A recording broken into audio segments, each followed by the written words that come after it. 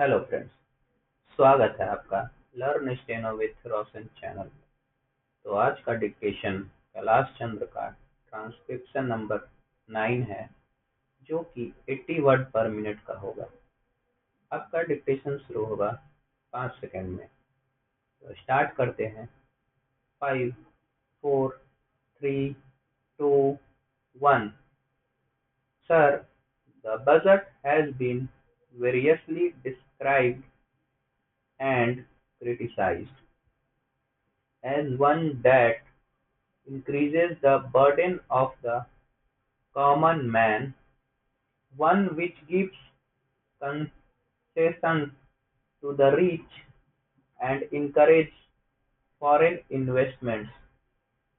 I agree, sir, that it is all this and much more, but it certainly is not a highwayman's budget. To my mind, sir, the budget is sincere, conscious, and at the same time it is a bold effort on the part of the finance minister, who is charged with heavy responsibility of finding resources for the third five-year plan. This plan, to my mind, sir, is not at all ambitious in view of our needs.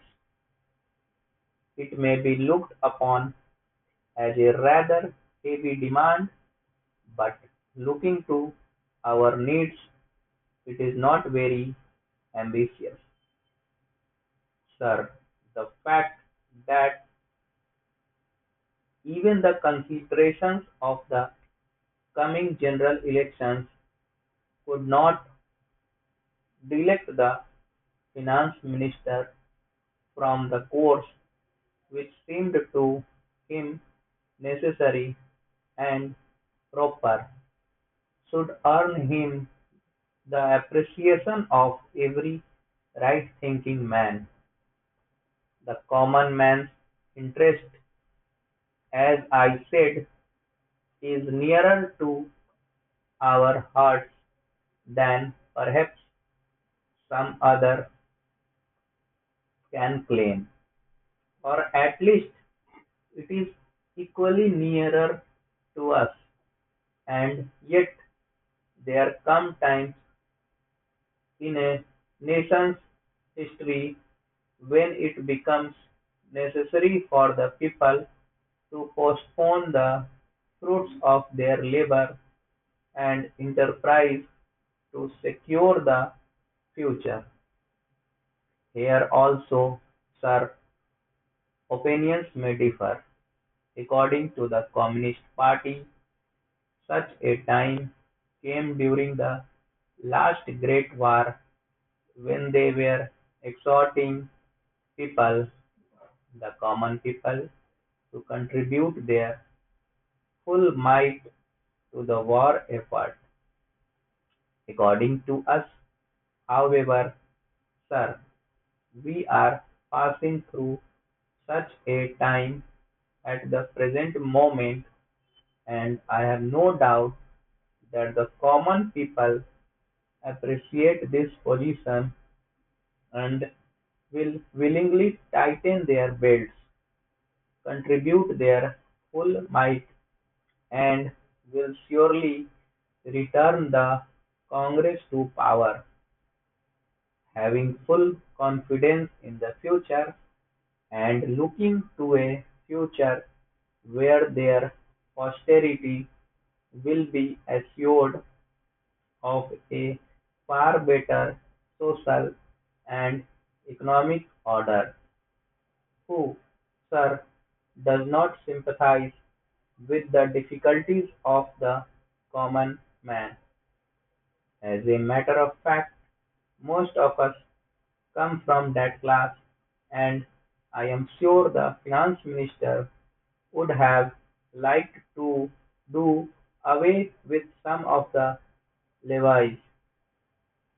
None would have been happier if he could have done without these new levies, but there are certain very imperative limitations. We are passing through a critical period. Sir, it may not be necessary to continue these levies for a long time.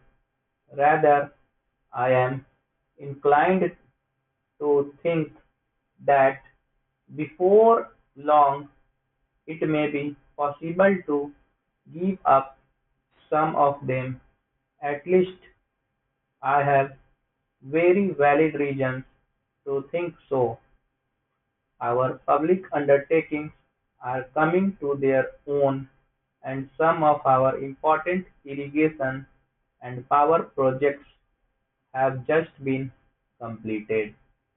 Some others are nearing completion and in due course. I think in the very near future they must yield returns. This will go a long way to lighten the burden of the common man. We might, sir, also resort to some other ways. I suggest that we might take to public trading in some specific items of export and import. That would also certainly go a long way and help us. The private corporate sector has been steadily growing and has been developing capacity.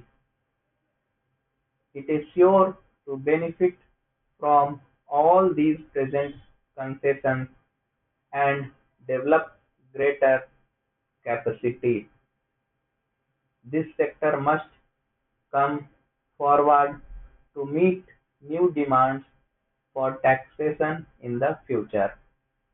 I agree that so far as indirect taxation is concerned, it has reached the saturation point, but the corporate sector, growing as it is in strength, in vitality, and in capacity, will not, I am sure, shirk its responsibility to contribute to the common fund.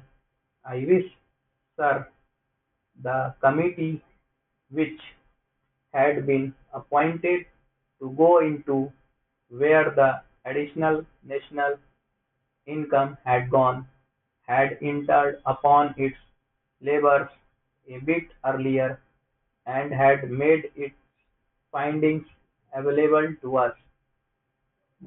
I do not want to state its findings, but I have a feeling that the committee, when it concludes its labors, will come to the conclusion that a major portion of this additional national income has gone into the pockets of a comparatively small number of men, small number of individuals, and it is they who must in future contribute their share to the country's taxation needs because the profits they have earned are not all due to their own efforts and enterprise only. To a very large measure, they are the result of the economic policies of the government and due to certain other circumstances to which they did not contribute anything. Therefore, there is ample justification for the two taxes, the capital gains tax and the excess profits tax. I need not go in detail into all the reasons that my honorable friend has explained earlier so lucidly, but I must say that I entirely agree with them all. Having said this, I would like to say a few words about allocations which have been made to the various ministries in the budget. Stop. Friends, इसी के साथ dictation खत्म होता है। Dictation अच्छी लगे तो video को लाइक करें, चैनल को सब्सक्राइब करें। Thank you. अगले वीडियो में मिलते हैं।